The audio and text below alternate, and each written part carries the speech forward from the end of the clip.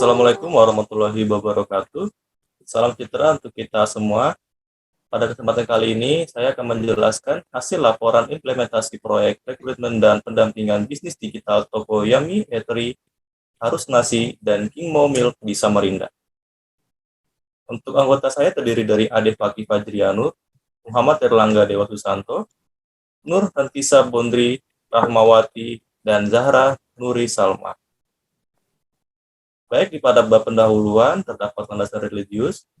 Pada Ade Fakih Fajrianur dipersilakan untuk membaca materi tersebut.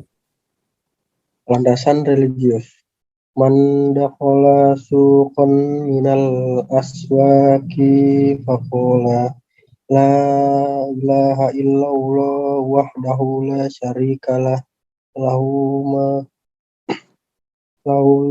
mulku wa lahul hamdu wa huwa ala kulli syai'in qadir. Kutiba lahu alfi hasanah wa maha anhu alfa'ufi sabila. Artinya, barang siapa masuk ke salah satu pasar, kemudian dia mengucapkan tidak ada Tuhan yang berhak disembah kecuali Allah yang Maha Esa. Tidak ada sekutu baginya, kerajaan baginya, dan dia Maha Kuasa atas segala sesuatu. Maka Allah akan mencatat baginya 1.000.000 kebaikan dan akan menghapusnya dari 1.000.000 keburukan. Selalu merasa bahwa kita selalu diawasi oleh Allah, tidak ada tempat bagi kita untuk berbuat maksiat di hadap Allah Subhanahu wa Ta'ala, karena Allah Maha melihat dan Maha mengetahui apa yang kita perbuat. Selanjutnya latar belakang yang dibacakan oleh Muhammad Erlangga. Baik, terima kasih. Latar belakang. Saat ini teknologi semakin canggih. Terdapat berbagai macam sarana-sarana baru untuk mempermudah kelangsungan hidup manusia. Terutama, teknologi sangat membantu untuk berniaga. Dengan adanya teknologi yang berkembang, berniaga saat ini bisa dilakukan secara daring. Terdapat berbagai macam aplikasi-aplikasi yang bisa mendorong para pedagang untuk berjualan yang dapat dijangkau secara luas oleh masyarakat, seperti aplikasi Podimo. Namun saat ini, masih banyak merchant di Samarinda yang kurang mengerti teknologi, sehingga kelompok kami membantu memperkenalkan aplikasi Podimo kepada para merchant yang kurang mengerti tentang aplikasi ini. Dengan aplikasi Podimo, kita bisa memesan makanan yang kita inginkan tanpa bertemu secara langsung dan bisa dilakukan di mana saja dan kapan saja. Baik, untuk tujuan penulisan akan dibacakan oleh rekan saya, Rahmawati. Silakan. Tujuan penulisan. Yang pertama, melengkapi tugas akhir mata kuliah pengantar teknologi informasi. 2. Mengetahui profil beberapa merchant di Samarinda. 3. Mengetahui jenis media promosi apa saja yang sering digunakan oleh merchant untuk mempromosikan produk yang mereka tawarkan. Manfaat tulisannya untuk meningkatkan pengetahuan tentang beberapa merchant yang kami teliti. Mengetahui informasi merchant mulai dari tahun berdiri, menu, lokasi, dan harga produk. Hasil proyek ini dapat menambah wawasan pembaca tentang beberapa merchant di Samarinda. Kemudian dilanjutkan oleh Zahra Nuri Salma.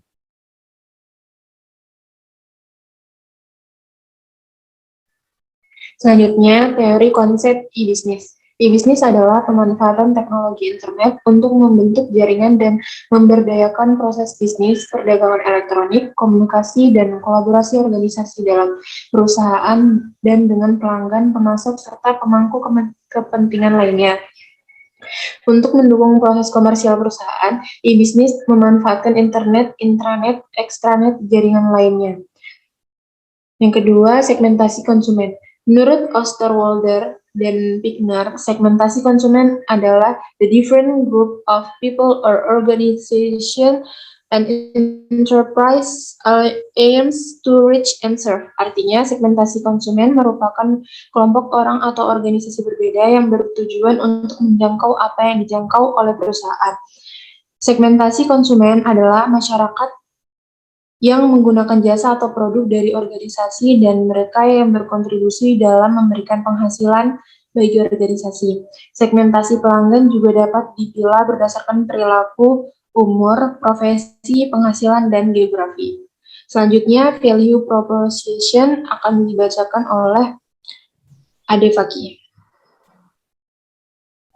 Value proposition. Value proposition adalah the bundle of product and service that create value for a service customer segment. Artinya, value proposition merupakan kumpulan produk dan layanan yang dimiliki oleh perusahaan sehingga dapat memberikan nilai lebih kepada pelanggan. Value proposition adalah suatu keunikan yang menentukan mengapa produk atau jasa tersebut pantas dipilih oleh pelanggan. Selanjutnya dibacakan oleh Muhammad Erlangga. Baik, terima kasih. Kita membacakan poin channel. Channel adalah sebuah elemen seperti komunikasi, distribusi, dan saluran penjualan yang menyatakan bagaimana cara organisasi berkomunikasi dengan pelanggan segmennya dan menyampaikan value proposition-nya. Fungsi dari channel yaitu meningkatkan kesadaran di antara para pelanggan tentang produk dan layanan perusahaan, membantu pelanggan mengevaluasi proporsi nilai perusahaan, memungkinkan pelanggan untuk membeli produk dan jasa, menyampaikan proporsi ini nilai pada pelanggan, dan menyediakan dukungan pasca pembelian pada pelanggan. Untuk poin customer relationship, silakan dibaca oleh Rahmawati.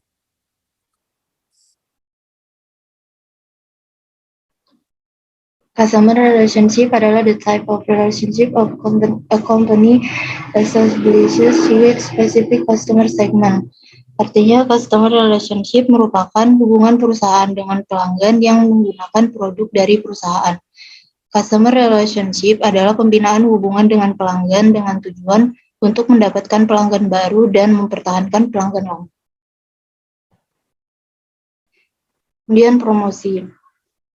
Fandi Ciptono mengemukakan bahwa promosi adalah suatu bentuk komunikasi pemasaran. Yang maksud dengan komunikasi pemasaran adalah aktivitas pemasaran yang berusaha menyebarkan informasi, mempengaruhi atau membujuk, dan atau mengingatkan pasar sasaran atas perusahaan dan produknya agar bersedia menerima, membeli, dan loyal pada produk yang ditawarkan perusahaan yang bersangkutan. Promosi adalah usaha atau upaya untuk memajukan atau meningkatkan, misalnya untuk meningkatkan perdagangan atau memajukan bidang usaha. Selanjutnya akan dibacakan oleh Zahra Nur Salma.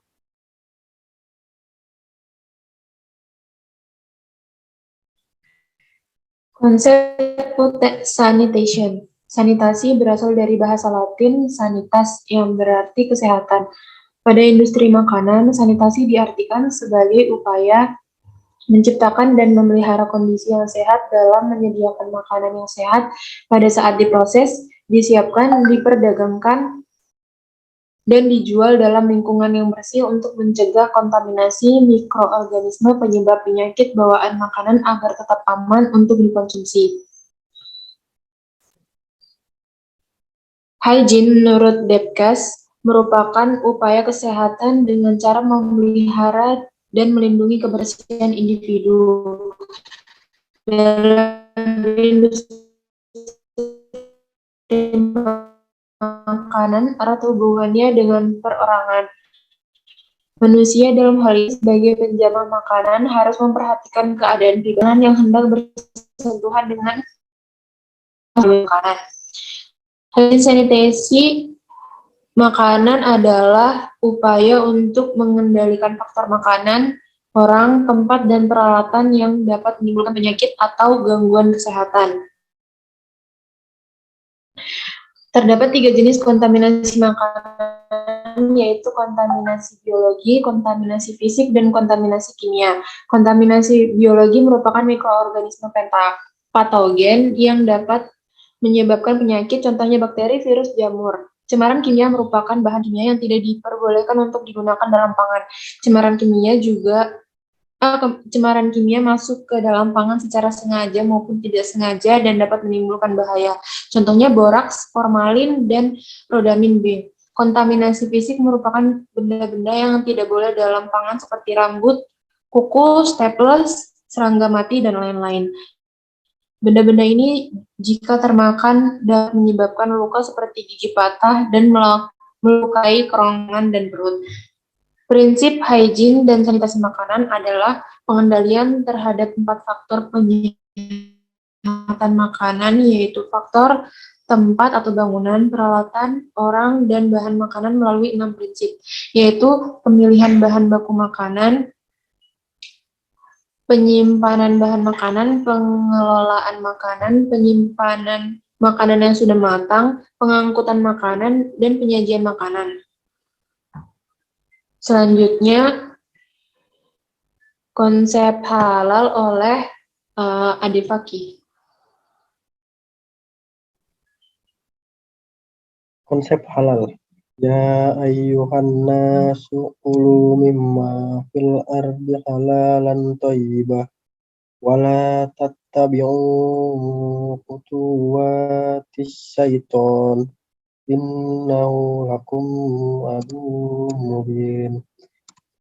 Hai sekalian manusia, makanlah yang halal baik dari apa yang terdapat di bumi, dan janganlah kamu mengikuti langkah-langkah syaitan, karena sesungguhnya syaitan itu adalah musuh yang nyata bagimu. Quran Surah Al-Baqarah ayat 168. Produk halal merupakan makanan, minuman, obat, kosmetik, dan lain-lain yang tersusun dari unsur yang halal dan telah melalui proses produksi produk halal yang telah dinyatakan halal sesuai dengan syariah. Sistem jaminan halal atau SJH merupakan suatu pengelolaan terpadu terhadap bahan proses, produk sumber daya manusia, dan prosedur untuk menghasilkan produk halal, menjamin kehalalannya secara konsisten dan berkelanjutan.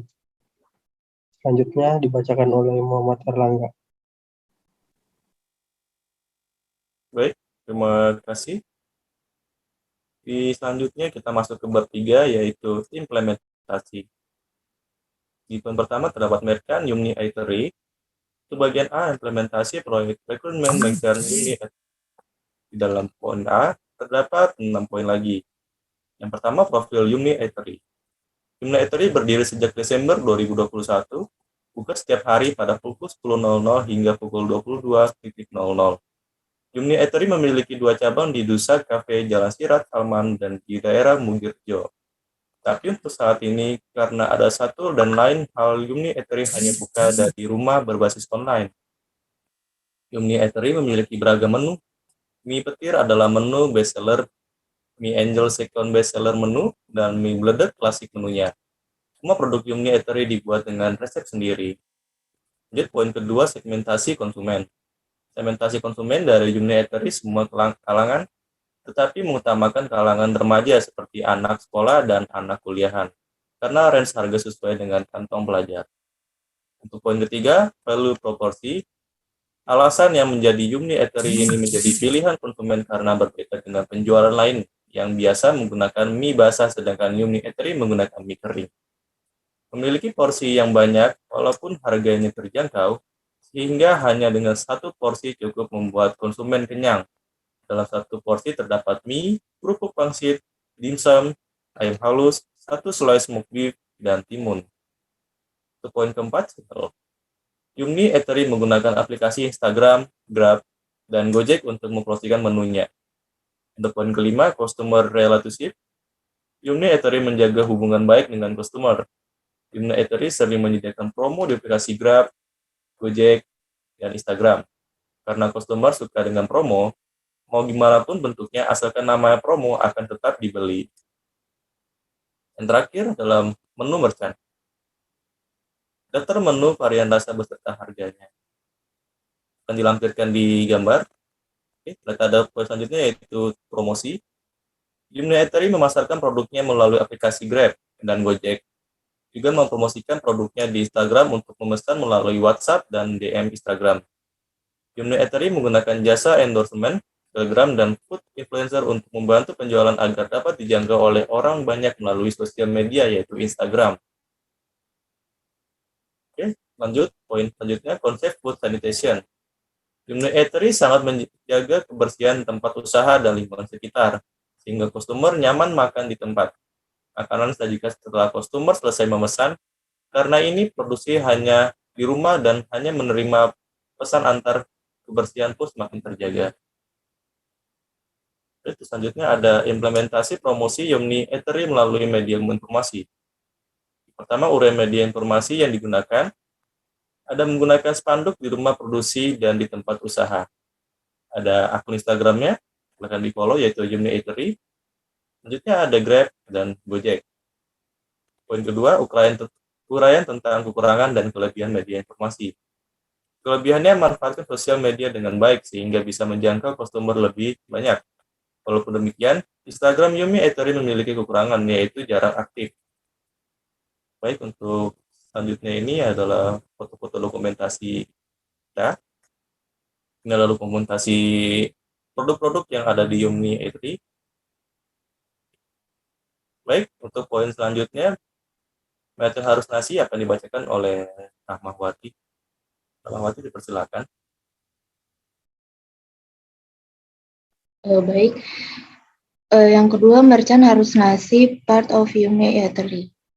Yang pertama, implementasi proyek rekrutmen merchant harus nasi. Yang pertama, dari segmentasi konsumennya.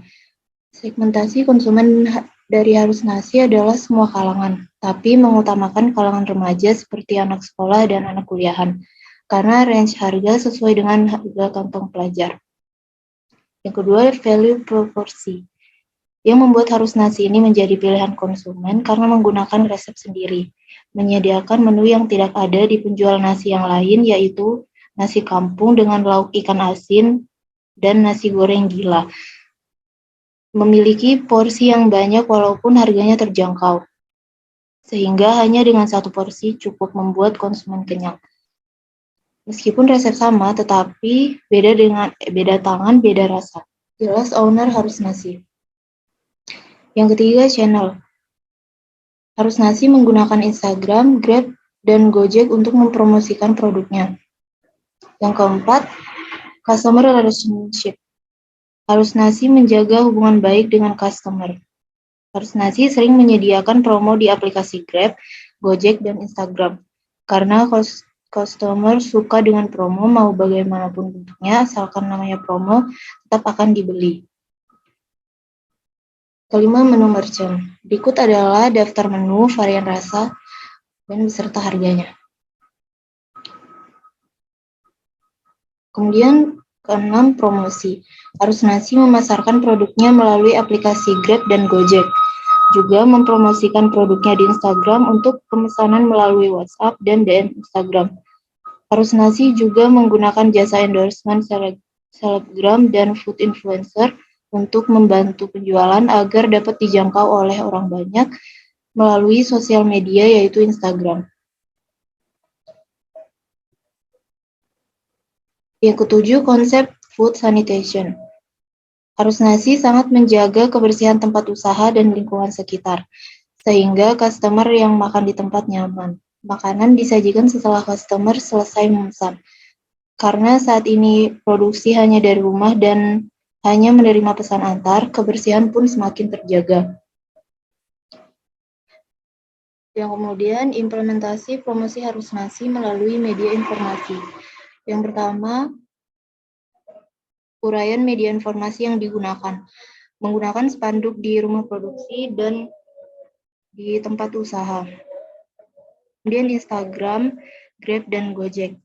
Yang kedua, uraian tentang kekurangan dan kelebihan media informasi. Kelebihannya memanfaatkan sosial media dengan baik, sehingga bisa menjangkau customer lebih banyak. Walaupun demikian, Instagram harus nasi memiliki kekurangan, yaitu jarang aktif. Berikut adalah dokumentasinya. Selanjutnya, Merchant King Milk yang akan dibacakan oleh Zahra Nuri Salma. Terima kasih. Selanjutnya, Merchant King Milk. Implementasi proyek rekrutmen Merchant King Milk. Yang pertama, segmentasi konsumen. Segmentasi konsumen dari King Milk adalah dari semua kalangan usia, mulai dari ibu-ibu, bapak-bapak, anak sekolahan, dan lain-lain. Semua kalangan dapat menikmati King Milk ini karena harganya sesuai dengan kantong pelajar. Kedua, value proporsi. Yang membuat Kingmu Milk ini menjadi pilihan konsumen yaitu rasa dan harga yang terjangkau dan tetap sama dari mulai berdirinya usaha ini. Dibuktikan dalam selama 3 tahun berdiri usaha ini telah memiliki tiga cabang, yaitu 2 cabang di Harapan Baru Lojanan dan 1 cabang di Jalan Teratai Lojanan. Ketiga, channel. Kingmu Milk belum memiliki media yang digunakan untuk mempromosikan produknya. Saat ini hanya menggunakan rombong dan stand banner di dekat tempat usaha, sehingga orang-orang yang melewati jalan tersebut dapat mengetahui Kingmu Milk. Untuk mempertahankan pelanggan, Kingmu Milk mempertahankan rasa dan mengikuti kemauan konsumen dengan cara memperbarui menu yang sedang tren. Kingmu Milk sangat menjaga hubungan baik dengan pelanggan dan juga konsumen baru agar dapat mengatasi haus dan tetap bisa menikmati minuman yang sedang tren dengan harga yang terjangkau. Kelima, menu merchant. Berikut adalah daftar menu, varian rasa, beserta harganya.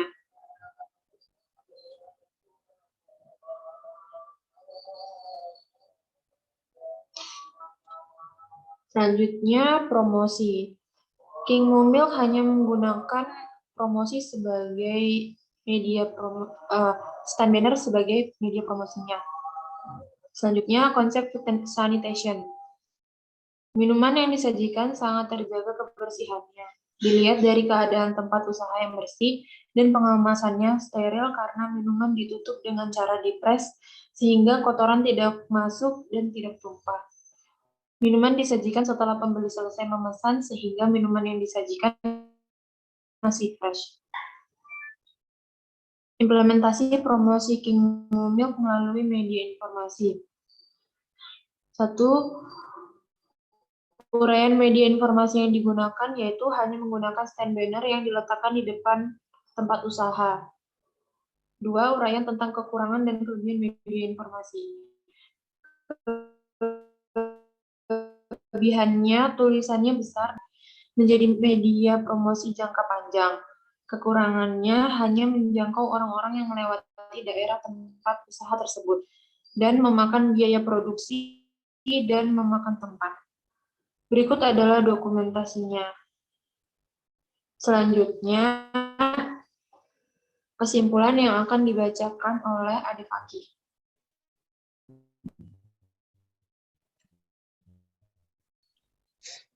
Ya, kesimpulan yang bisa diambil dari penelitian kami adalah yang pertama, dari merchant yang kita teliti telah menggunakan media promosi yang beragam dan baik, sehingga menunjukkan bahwa penjual makanan dan minuman di Samarinda sadar akan pentingnya media informasi.